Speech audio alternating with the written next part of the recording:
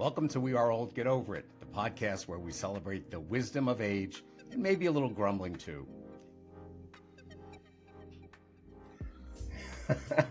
Hello, everyone. This is Ken from We Are Old, Get Over It. I should have recorded this interview about 30 minutes ago because I have a very interesting man here named Pat Shea. Shea, like I said, Pat Shea. And Pat and I have been discussing pickleball, among other things. It's the other things you should have been on the call for, but we're going to discuss pickleball today. So Pat is going to give you instructions on playing pickleball, what the hell it is, and we're going to go from there because I know virtually nothing, but it seems like half of the United States is playing pickleball. So I'm going to turn this over to Pat to give us some background information on him, and then we'll go from there and see what happens. But I hope that there's a lot of humor in it because we've been laughing our butts off. Go ahead, Pat. Thanks, Ken, and thanks for having me this morning. It's my pleasure. And I work here at the USOP National Pickleball Center here in Naples. It is a wonderful park located at East Naples Community Park. We have 65 courts at that location, all lighted so you can play up until 10 o'clock at night. Myself, I've been playing there for about 6-7 years now. I am a professionally certified instructor and coach through two different organizations, the IPTPA and PPR. I also am a rating specialist for the IPTPA. I work with Special Olympics athletes. I was the head coach for Collier County Special Olympics. I love working with those athletes. And I am an ambassador for the sport through USA Pickleball. Great. Okay, so what the heck is pickleball and why is it so popular? This sport is so popular because of the people who play it. You would be amazed at the social aspect. You could be a complete stranger when you walk in, and you will be friends with more than a handful of people that want to play pickleball with you. And pickleball is a really easy sport to understand because we play on such a small court. It's only 44 feet long by 20 feet wide, and it's a paddle-based sport. And you play with a ball roughly the size of a wiffle ball that has anywhere from 28 to 36, 38 holes in it. And the design of the game is to use the court to your advantage to move up to what we call, the dirty word, is the kitchen, the non-volley zone. And one team serves, another team receives, and it's a mixture between tennis, badminton, and ping pong. So you're seeing a lot of people, and I'm saying of all age ranges, play this sport. Okay, my first question is, how did it get the name pickleball, and why? And how did it get the name kitchen? And explain what the kitchen is. So, the version I learned of the name, and it came from Jennifer LaCour. She's a Hall of Fame member, and she wrote a book on the history of pickleball. She was one of our training instructors a couple years back, and she explained from the family she heard as they were looking for something to do with the kids during the summertime out in Washington State. They used a badminton court, lowered the net, handmade paddles for the kids to play. And the dog would always take the ball. And the dog's name was Pickle. Oh. And as the ball, where's the ball? Pickleball. Everyone was, Pickle has the ball. And that's where I understand the name pickleball for the sport came from. There's other versions that have popped up, but that's the one I've lived with for about 12, 13 years now. Okay, so that answers one of my questions. What the heck is, how did how did that section of the playing court get named the kitchen? They believe it comes from the part of badminton. There's an area up by the net you're really supposed to be careful around. And in pickleball, because of the size of the court, it's technically like the street name for it, the dirty name. The real name for it is the non-volley zone. It is 7 feet of the court on both sides of the net, and hence the name is what's important. The non-volley zone. If you and I were playing across from each other and you gave me a popped up ball, I could not step into that 7 feet and literally just smash the ball at you. I have to let that ball bounce before I can touch it to hit it back at you. Because if we could walk up to the net like tennis and badminton, we'd be dinging each other with the ball all day. Right. I'd be in a lot of trouble because I'm a little aggressive when it would come to like when I would play tennis. But I understand. So you have to hold back is what you're saying. Yes. And for all of us, it is hard. You have these meatballs that just sit in the air right in front of you. And your first instinct is, I am going to crush this and be on ESPN later tonight at dinner time. And the next thing, the ball flies out of bounds. Okay. So let's say a senior citizen, and we'll call a senior citizen, I'll let you say the age where they start. What percentage of the people that are playing pickleball at your facility are seniors? And somebody who's like myself, who's never played pickleball, if I walk out there, how are you going to instruct me on playing pickleball? I would say probably better than, say, 65% are what I would consider in that senior range. Everyone says it depends on when the discounts start, this, that. Usually you get into the senior realm. For me, it's up over 60, even though it can be lower than that. Okay. I see. But they come on the court just like everybody else down at the National Pickleball Center. We have beginners type series where we either run a 4-week series where you work on 2 shots in that clinic for 1 hour. There'd be ADO with one instructor, or we do it twice a week where you learn the 4 in just 2 weeks, depending on your schedule. And we would literally start on teaching you how to hold the paddle, how to get in what we call the ready stance. The ready stance is literally letting yourself know you are ready when the ball comes back from your opponent to try and get it back over the net, okay? And then what we do is then work you back. We go from that non-volley zone kitchen area in the dink, one of the shots in the game, and we go back to the baseline, which is from the net. It's 22 feet back on each side. And then we work serve, return, and then, we get into the other shots of the game, drop shots, drive shots. But while we're doing that, we're explaining to you the reason you're hitting that type of shot and why you're putting it at a certain place for your opponent. So it's not something. It's not something where you just you go to the sporting goods store, you buy a pickleball set, and I don't know what the pickleball paddles are made out of, but you just buy it and you just don't start bashing it around yourself. It's better to be trained. Well, here, you and I talking about it, we're explaining it how it should be played. Okay. But what you do is you find people will go to Dick's or somewhere else and they will buy the kit. And it is serve, return, and let's smash the ball at each other. And last man standing gets the point. Okay? Mm-hmm. But we try and teach you the framework of the game based on how the rules are. That takes a lot of repeating at times because aggressive people like you and I, that meatball just happens and we whack the ball harder than we need to.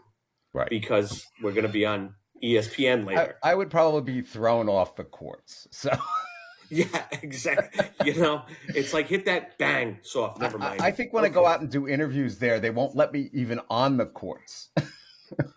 Oh, we'll let you on. We have to get you on the court. You have to try it. Oh, that'll be an experience for all of us.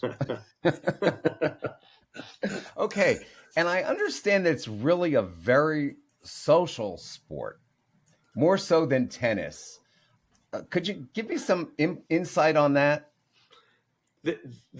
I think the social aspect is what is the biggest draw in the sport itself, because you can come with no sports background and learn the game in stages. The rating system in pickleball, for those who want to be rated and identify by their level or where they play, there's that, just like with tennis.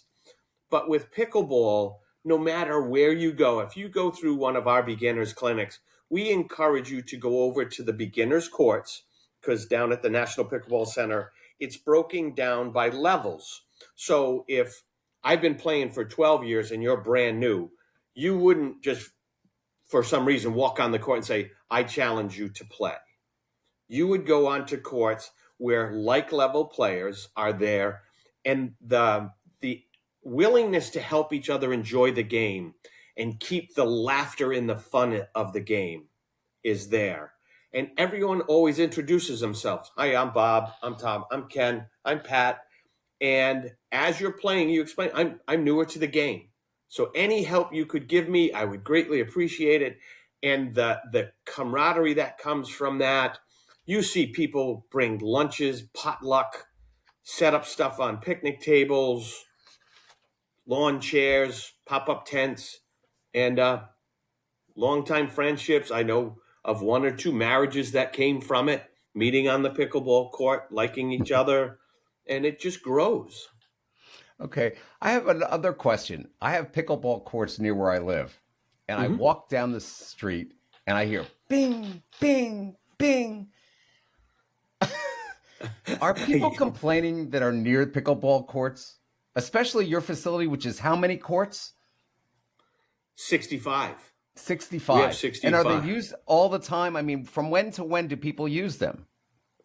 From when the park opens until 10 o'clock at nighttime. Lights Okay. come on as the sun goes down. So they could really roughly go 7, 8 in the morning, all the way up till 10 at Okay. nighttime. But the one thing is where you are is in actually a large park, so you don't have a lot of Correct. houses close by. But I have heard that there are people that are actually complaining about putting pickleball courts in because they Mm-hmm. make too Mm-hmm. much noise. And it's funny the way you mention it, because I talk to some of the members that are down there that are builders. They build these communities down here, and they're putting in 9-hole golf courses because they believe people want pickleball courts. So they have to take something to give something. Um, and a lot more communities are starting to transition older tennis courts and painting lines on them to make pickleball courts. So depending on the distance from the pickleball court, can the sport get loud? Yes. Sometimes I would say it's more because of the laughter and the yelling and jawing going on between each other. But the ball, at times, if there is a good group playing, you are going to hear the ball. So it depends on your tolerance that you're close to a park. But there is specialized equipment now where there's a soft ball, a soft paddle. And in a lot of communities that have that type of complaint, they will ask the people, if you want to play or play during these hours, we ask that you have this type of equipment to play. Yeah, when I went over to your facility and I met a couple of people there and I was laughing in the Mm-hmm. pro shop and I asked them, I said, what does a pickleball look like? And they brought out a pickleball and told me how many holes were in it. Yeah. And then they said, but we also have another one for indoor. Mm-hmm. And so it's a different kind. And what makes the difference between the two balls? The I easiest can way make to a joke of this, but I'm not going to. Okay, appreciate that. We look at a pickleball for indoors is more bouncy, like a little thicker, but it's slower. And I'm saying it that part of the reason is because usually indoors you're playing on a gym floor. So you want to be able to see the ball, so it's a little slower. Where the outside balls use a similar surface to an actual tennis court, not the clay courts or the grass courts, the harder tar type surface. And the balls are lighter and faster, depending on which style where I would tell you a Franklin outdoor ball is slower than a Dura ball. But they all have their positives and their negatives because of the weather. So when you're thinking about it, some people do play outdoors because the indoor ball is so much slower, they'll use it outdoors. I understand. I understand. Like, I know when I would play tennis, I would go out Mm-hmm. and I would warm up. Mm-hmm. Um, is that something people should do when they're playing pickleball? I mean, Always. how do you deal with seniors, whatever we would call seniors, Mm-hmm. uh, exercising prior to or warming up prior to playing? When I start talking to players, they're new, they're this, or you start noticing simple type injuries or strains, you ask them, did you warm up? Sometimes you want to look at something as simple as moving around, walking around, high stepping, rolling around your ankle, stand there, keeping your balance, working on your balance, getting your joints and muscles warm, never going out onto the court just being cold because you're just asking for an injury. It's no different than other sport. If you're going to go out, like you spoke of, like tennis, you start off by hitting slower, get your muscles ready, warm them up, this and that, and then you start hitting the ball harder. Pickleball is no different. And as we go up in our time walking and running and playing pickleball in this world, we want to be warmer when we play, not just kind of, as I put it, don't step on the court out of the box. Okay, then I have another question Sure. regarding um, professionals. There are people, I guess, get to the point where they can be a professional. How do they Hmm. become a professional? And can they make money becoming a professional? And I understand that there's like a US Open, just like there would be for tennis, for Yep. pickleball. Is that Hmm. correct? Yep. Started down here, I believe, in 2016. It actually started on temporary courts on basketball courts to now it takes up the entire 65 courts of what we have for 8 to 10 days. And there is greater, I believe now, 3,500 to 4,000 players in 7 days from 8 in the Wow. morning till they're finished. But it literally is one court flips right over. Next, there's software, and there can be big money in this sport now. Hmm. And uh, is it covered on television? CBS Sports started covering the U.S. Open, I think 3 or 4 years ago was the first time. But what they actually covered was the high end actual people who do pickleball for a living. I Like understand. back in the Professionals. day, yeah, Simone Jardim, Ben Johns, Kyle Yates, Catherine Parento, Callie Smith, that level of player. They are dedicated to it. Their lives, that's their livelihood. Where I teach for a living, they not only instruct and have specialized camps, but they play for money. Hmm. And you can get into some good sized spots where you and your partner, if you win in doubles, can walk away with a couple $1,000s or more a piece for winning the event. Hmm. Interesting. Yeah. Interesting. And uh, do you deal with injuries a lot or not too often? We do, and that's part of where I encourage people. It's one thing to learn from your friends or someone else, that the park, the rec center, or the place where you play. Um, Someone who's a professionally certified instructor, they can help you with the little nuances, especially with your footwork, your body movement, understanding why when you hit the ball to follow it, almost like you're the rear wheels of the ball, because one one of the things you really want to be careful of, especially as we're older, our balance is different. So understanding your gait and when I hit the ball, what I should do after that, how my feet should be. And we talked earlier about like the ready position, where my feet are a little more than shoulder width apart. My paddle is out in front of me, depending on where I am in the court. Um, that way, I'm best ready to receive the ball, not turn at the last minute and I'm cold and all of a sudden I have an injury I didn't expect. It's I really being understand. able to focus on the ball.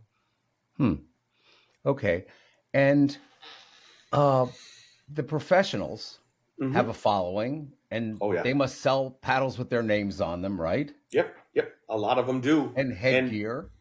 um, headgear from sunglasses, their paddles, and I can get into you where the number one player in the world, the men, Ben Johns, men's player, he has a paddle made by Eula, has his name on it, call it his signature paddle. Catherine Parento, I believe, has one from Selkirk. Anna Lee Waters has one from Paddle Tech.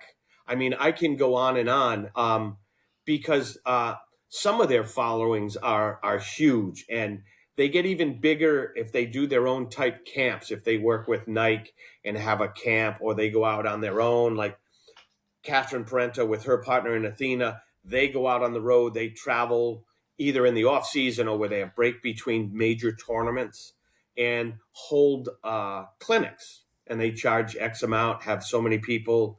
And a lot of them are just great to be around. They carry themselves really well, love to have their pictures taken. And I think going back to the US Open, one of the greatest things I find about the US Open is the pros are just walking around, and you can walk right up to them. Can I get my picture with you? They'll answer questions for you. They'll autograph stuff while they're talking to you. It's an up close and personal. As they describe it, it's the biggest party in pickleball. Hmm. Uh, Pickleball is very popular in the United States. Is it most popular in the United States? No, it's popular and growing all over the world. I know Riff, who runs the IPTPA, he's been spending time, I believe, in China, Vietnam, all around the world, Europe, other places, going, helping. He certifies people, getting people certified, and bringing the sport and showing it in other places all around the world. And when you look at, and I can only speak a lot about the US Open from my work with Jim Ludwig and others who are involved in that, as there are people that fly. I think last year they had all 50 states from the United States, and I think another 35 or 40 countries were represented in the US Open. Interesting. Yeah. Interesting. And I have another question that comes to mind. Ha- has there been any talk about putting pickleball in the Olympics? There's been a lot of talk and a lot of high hopes that it was going to be in the 2028 Olympics. I don't think it's there yet. And it's usually, I think, you hear through the rumor mill, you need to get a governing body, a worldwide governing body that pickleball follows everything. Right now, because pickleball has made such a boom and so much money is coming into the sports, you have people jockeying to be it. And sometimes it creates confusion. If you're in one tournament that's sanctioned by USA Pickleball, you can only use certain paddles because the technology of the sport is ever changing. The power coming off of the paddles, speed of the ball, surface of the ball, all that goes into the equipment that you can use. What is the official ball of that tournament, like we talked earlier? Yes. Years ago, it was Dura. Then it became the Franklin X40 ball, and we can go on and on about stuff like that. And I have another question. Sure. If you don't have a pickleball court where you live and you want to use a facility, what are the charges like for your facility if people want to use it? I know it's in a park, but there are charges. Isn't that correct? Yes, because our organization, the National Pickleball Center, if you want to come, you and I were down there for a day. You and I weren't members. We would go down, go to the pro shop, or one of the court monitors or someone would direct us in that location. And it's a $10 drop-in fee for the day. You can be there the entire day, figure out what courts you should be on. If you and I happen to wander onto the wrong courts and all of a sudden we got pickled, which means we scored no points against another team, we would know, I think we're on the wrong courts and it's time to shift. But $10 drop-in fee. But the greatest part is If you want to be a member for a year, like if you come down here on vacation, it's only $100 for the year. It Oh, is, wow. I believe, one of the cheapest ones around, and especially for the experience that you get. Also, uh, one of the other questions that I had relates to being in a socialization. Mm-hmm. Uh, we spoke about it briefly, and you mentioned people got married, people probably Oh yeah. got divorced. Oh yeah. If you play, And I tell you, yes, I could do you tell have you a stories. couple of good stories you want to tell us? You don't have to Some mention any names. I would just like a few good stories. I'm going to change the names to protect those who actually did this, but no. Okay, Um, that's fair. my wife and I both have very strong type A personalities, and I call her my sunshine. And it took us a little while to get used to playing together because we both were hungry to hit the ball. But as we grew in the game, we understood the importance of each other's roles, and where my bad points were complemented by her strong points, and vice versa. Or if we ended up where the other team felt she was the weaker person and kind of picked on her, she would smile at me and just give me a nod and say, "It's time for you to come over." And in the game, there's a thing where it's called poaching, where I slide a little more. I'm more responsible for a bigger portion of the court. And as she's moving or coming up, I go over and literally take the ball and send it back with a message. "Hey, you're not going to pick on my wife," kind of thing. Okay, one thing we Sure. didn't talk about is Mm-hmm. scoring. How does scoring work in pickleball? I mean, is it like you get to 21? Is it like the love? It's It like how they do tennis. How does the scoring work? Scoring, the easiest. They're changing scoring around somewhat, and some of it is because of it being on television, commercial enterprises. But the normal type scoring that I've done for 12 years, you only score the point when your team is serving. That's the only time you would score. Okay, And that keeps it easy. Now, in the very beginning of the game, the starting service team only gets one attempt to score points. One server keeps going as long as you're scoring. Once that stops, ball is what we call side out, goes on the other side of the net, and then the other team, both players get to serve, but the first one will serve many times until they don't get any points. Then they give it to their partner, same thing happens, ball comes back over. It is something, if there's one thing I will tell you is the hardest part of the game, it is understanding that flow of the scoring and where should I be standing while I'm on the court. Okay? okay, So that's why there's four of us. We put our heads together. Usually you have one genius on the court that keeps track of everything and tells you this is the score, because there's three numbers in the score. And I kind of say it's like being conceited. When I open my mouth, I'm going to talk about me. My score is going to go first. Then I'm going to talk about you. Your number would be second. And the last is which server you, number one or number two. And okay. that's, But is it like volleyball where you have to get to a certain point and the game's over, or yep, no? most places will play. And in most tournaments, depending on how it is designed, plays till 11. But you have to 11. win by Okay, two.